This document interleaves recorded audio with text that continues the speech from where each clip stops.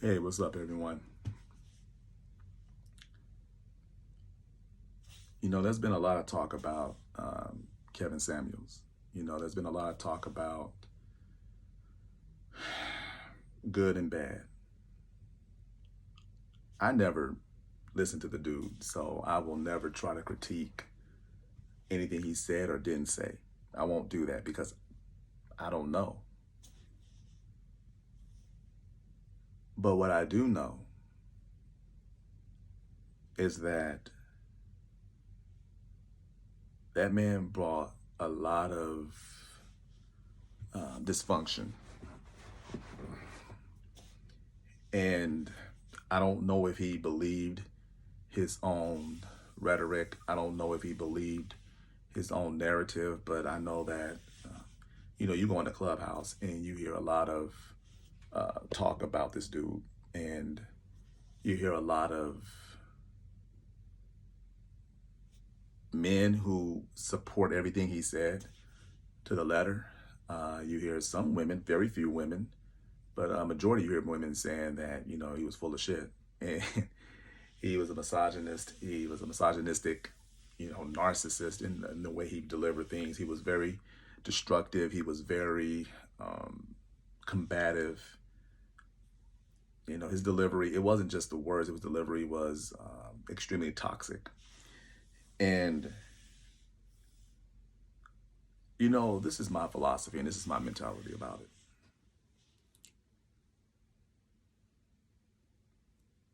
There are those that don't really care about truth. They don't care about right and wrong. The only thing they care about is how to monetize or how to build revenue on their content or their creativity or lack thereof, right? And my thing is, dysfunctionalism sells. Because when you listen to what a lot of people say, sometimes some things are just common sense, right? Some things are just matter of fact. Some things some things make sense, some things don't make sense. But I realize it seems like dysfunctionalism is the biggest revenue channel that people use. If you go and spread dysfunction, if you spread nastiness, if you spread twisted narrative, people jump in. I mean, for those of you who are in the world of Clubhouse, you probably see that. If it's something that's pinning, well, from the rooms I've ventured into, when you have black men versus black women, it seems like people just crowd in there. They trickle in, and those rooms can be very, very toxic, and you just have a war. You have women calling men, you a punk ass bitch.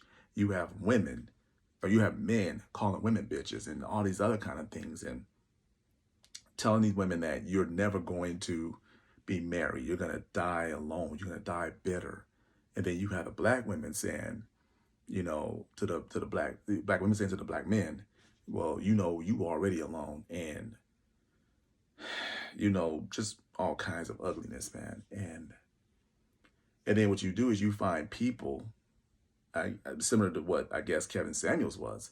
He see those kind of things and he feeds into it, and he just like, okay, you know what, I'm gonna monetize off of this. And it's sad. And what I see with what I see with black men and women is, like, you look to the left and you'll see like 10 people, right? You look over to the right, you'll see 10,000 people. And what we'll do, because we want to be involved with the it crowd, the in crowd, and people can say what they want to say, but let's be realistic. We're gonna sit back. We'll verbally say, "Well, I'm gonna go check out the 10," because that's the road he's traveled. That's where you get your blessings. That's where you get prosperity, the whole nine, right? But your actions take you to the right. So you're talking left, but you're going right. Even though you know going to the right, it doesn't look right. It looks dysfunctional. It looks confusing, but you'll go there because everyone else is over there. Or you'll see more people that you know to the right than to the left. The road to hell is paved with good intentions, right? So you'll see people to the right and their intent is to build a following or to build a bigger network. Because now we've heard the term, your network is your net worth, right? And all of a sudden, you find yourself to the right of things and you all of a sudden become dysfunctional. All of a sudden you become problematic. But the people on the left, you look over, you don't see them. Why? Because they've elevated. They've gone to the next level. And now what happens is they start feeding a narrative that the right is talking about. And now you're falling in with the right who's trying to see what the left is doing. But they are literally dismantling the ideology that the left has created. So the point I'm trying to make is we as a people have to stop going with the most popular narrative. We have to stop doing it. Because if we don't stop doing it, it's not just us we have to be concerned about, it's the generation behind us. They're watching what we do. I'm 45. So I'm still in the middle ground where I can see the baby boomer generation. I can see what they're doing, how they're doing things. But I can also see the generation behind me, the generation of millennials, the generation Z and everything else. They're looking to me. So now I'm the one that is setting a foundational example. And if I don't set the right example, if I don't set the right path, or if I don't carve out the right path or clean it up, the generation behind me is going to miss it. Now they're lost. And then what I'm doing with my generation is ridiculing, and I'm ridiculing them and I'm talking about them, putting them down. But did I clear the path? Did I make the path make sense? You understand my point?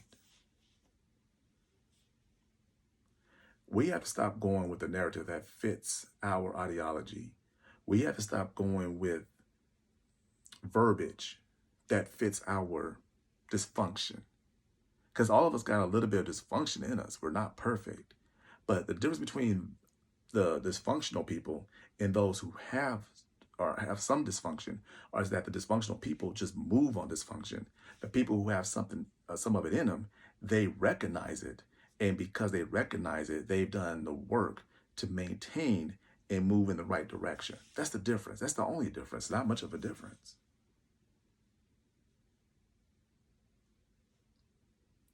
We got to do better, people. So this is going to be my usual. I'm going to do this a lot more consistently, and then we're just going to go from there. So you have a wonderful evening or morning or afternoon, depending on where you're in the country or the world. My YouTube channel is officially flowing. Y'all take care. Many blessings. Love you all.